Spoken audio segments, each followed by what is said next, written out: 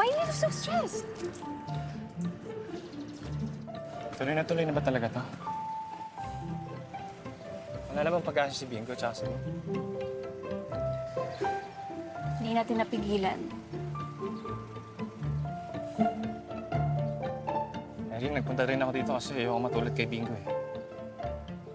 Alam ko, suntok sa banto. Langit ka, lupa ako.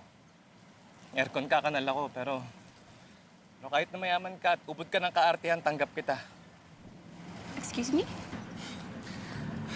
Gusto ko lang sabihin na hindi na ako takot kahit na isang dosen ng maarting Irene pa yung babies natin. Isang dosen. Irene, magsusumikap ako para umunlad. Kahit ano pa sabihin nila, wala akong pake.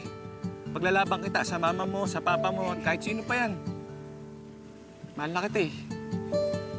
What? What did you say? Yun lang, bungol.